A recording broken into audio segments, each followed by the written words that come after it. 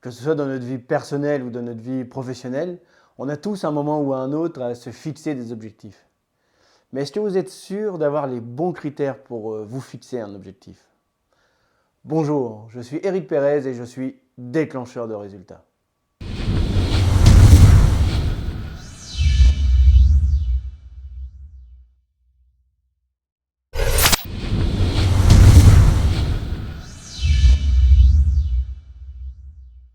La première chose à se demander, c'est qu'est-ce qu'un objectif?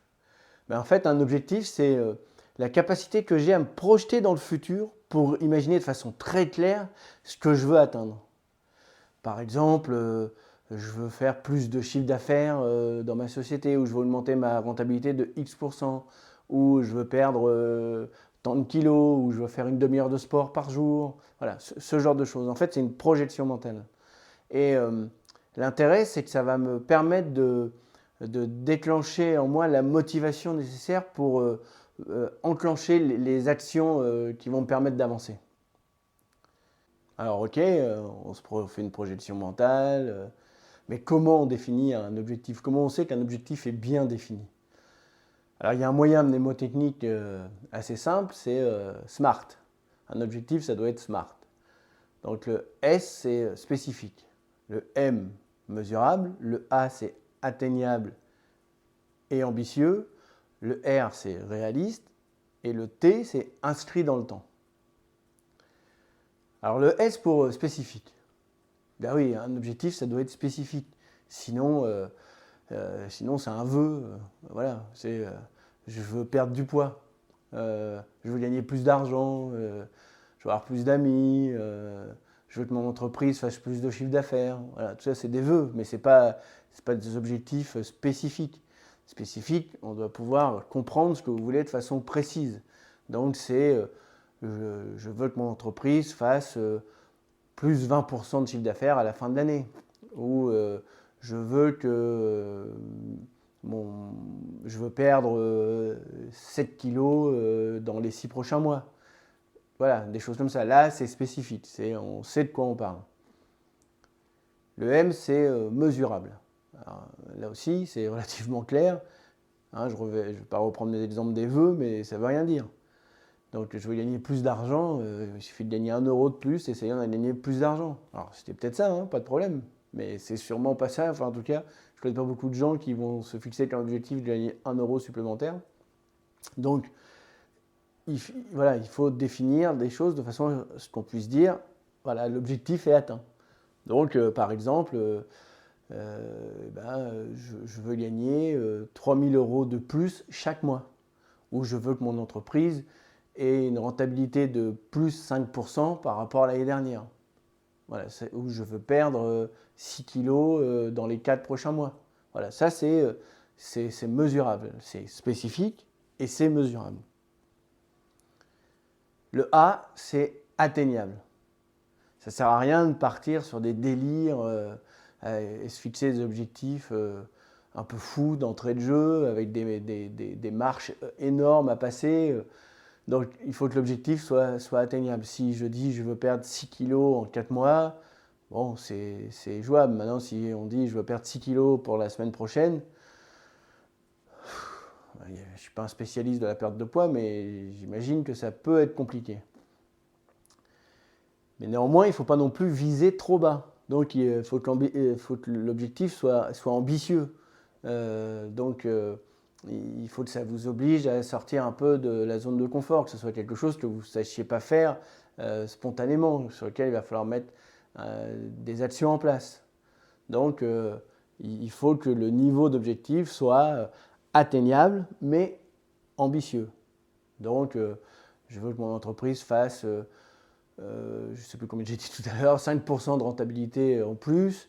Bon voilà, ça peut être ambitieux en fonction du domaine, mais ça peut paraître atteignable. D'accord? Le R, c'est réaliste. Voilà, on est un peu dans la même ligne d'idées. Par exemple, si vous voulez courir un marathon, même si vous ne courez pas aujourd'hui, ça peut être atteignable et ambitieux. Parce que vous vous donnez un temps qui va être réaliste. Maintenant, si vous dites à vos amis, je ne cours pas, mais dans 3 mois, je cours le marathon de New York, là, ça risque d'être... vous allez faire sourire, quoi. Hein. Par contre, clairement, il y a un paquet de vos amis qui vont vous dire, là, je crois que tu n'es pas réaliste, justement. D'accord? Donc, l'objectif doit être réaliste. Donc, si vous dites, je vais courir un marathon, ben voilà, vous allez dire, je vais préparer le marathon de New York dans le prochain, dans 12, 14, 15 mois, et je vais m'entraîner à partir de maintenant avec des échelles de progression, en prenant un coach, enfin, voilà, en mettant les moyens nécessaires, mais de façon à ce que ça rende les choses réalistes. Donc là, vous serez spécifique, mesurable, atteignable et ambitieux, et réaliste. Et la dernière chose, c'est qu'il faut que ce soit inscrit dans le temps.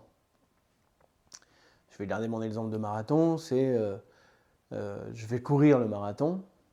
Les gars, je vous le dis, hein, voilà, devant vous, hein, je le dis aujourd'hui, je vais courir le marathon. Oui, mais tu cours le marathon quand dans 1 an, dans 10 ans, dans 15 ans, dans 20 ans, dans 25 ans, quand est-ce que tu cours le marathon? Personne ne va vous suivre sur un objectif comme ça.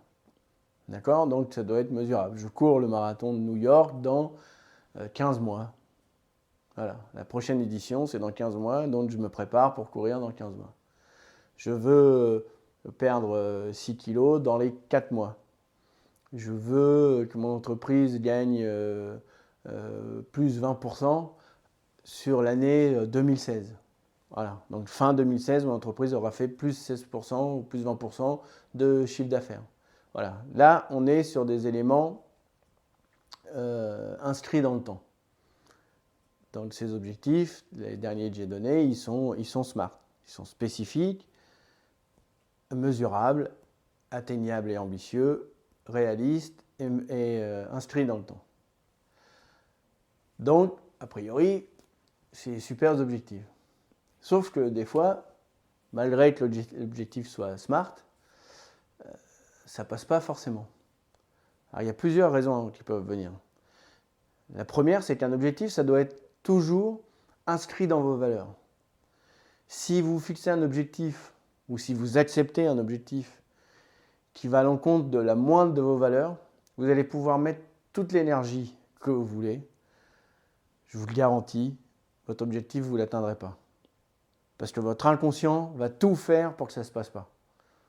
Et vous direz, je ne comprends pas, je mets toute l'énergie qu'il faut pour atteindre cet objectif et j'y arrive pas. Ben non, vous n'y arrivez pas parce qu'en fait, ça va à l'encontre de vos valeurs. Et là, votre système, il bug et le conscient fait que vous mettez l'énergie nécessaire, mais votre inconscient, lui, dit non, là, ça ne marche pas, ce truc-là, c'est impossible. Donc, il met les bâtons dans les roues et quand on sait l'échelle de valeur entre le conscient et l'inconscient, c'est toujours l'inconscient qui gagne. Donc, voilà, si c'est contre vos valeurs, ça ne marche pas. Autre chose, c'est qu'un objectif, ça doit être fun aussi. Hein, ça doit être, il doit y avoir du piment, enfin voilà, ça doit vous exciter quelque part pour que ce soit intéressant. Donc, c'est des éléments aussi à prendre en compte. Alors, je sais bien que dans la vie professionnelle, des fois, on nous donne des objectifs qui ne nous excitent pas trop, mais il faut chercher le revers qui va faire que pour atteindre cet objectif, on va trouver du piquant, quelque chose d'excitant pour ça. Et puis, une des autres raisons pour lesquelles ça peut ne pas marcher, c'est que justement par rapport à la notion d'atteignable et d'ambitieux, on ne soit pas sur la bonne tension en fait. C'est-à-dire que si c'est trop facilement atteignable, voilà, quoi, c'est pas motivant. Et puis si c'est très loin de votre zone de confort, là c'est compliqué, donc on n'y va pas non plus, quoi, ça casse. Il y a un moment donné où on sort trop loin de la zone de confort, le pas à faire est trop important et on ne le fait pas en fait.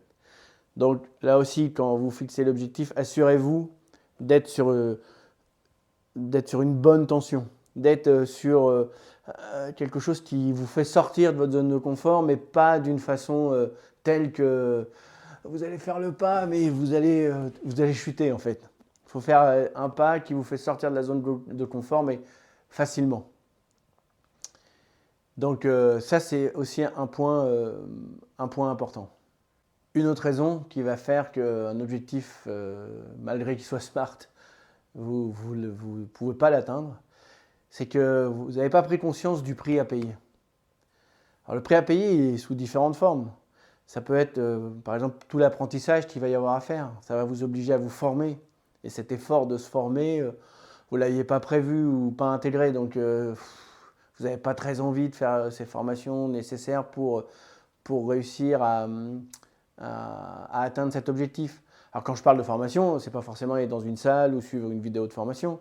Ça peut être apprendre à s'organiser. Par exemple, quelqu'un qui va faire du sport et qui n'en faisait pas du tout avant, ça l'oblige à avoir des plages horaires dont il ne disposait pas avant. Donc ça l'oblige à se discipliner. Donc voilà, c'est ce genre de choses. Mais c'est aussi le prix à payer dans le sens, si on regarde l'exemple du sport, les douleurs, les sensations qui vont venir, l'effort à produire, des fois c'est un vrai prix à payer, hein, financier, l'énergie qu'il faut y mettre, les ressources qu'il faut mettre dedans pour atteindre l'objectif. Et ça, si c'est des choses que vous ne prenez pas en compte dès le départ, quand vous êtes confronté à ces difficultés-là, eh ben vous pouvez lâcher l'objectif. Et pourtant, il était smart. Mais vous n'avez pas évalué ce prix à payer. Et il y a toujours, face à un objectif, un prix à payer. Quel que soit le prix à payer, il y a un prix à payer. Ça, c'est garanti. Bon, je crois que vous avez compris, un objectif, ça doit être smart, spécifique, mesurable, ambitieux et atteignable, réaliste et inscrit dans le temps. Mais ça doit être fun et surtout, vous devez avoir en tête les différents pièges qui peuvent intervenir et qui font que malgré qu'un objectif soit smart, des fois, ça ne marche pas. À savoir, tenez compte du prix à payer, ayez la bonne tension entre trop facile et trop difficile. Quant à moi, mon objectif avec cette chaîne, c'est de vous apporter un maximum de contenu. Donc si vous avez aimé cette vidéo, mettez-moi un like et abonnez-vous pour être informé des prochaines vidéos. Je vous dis à bientôt. Au revoir.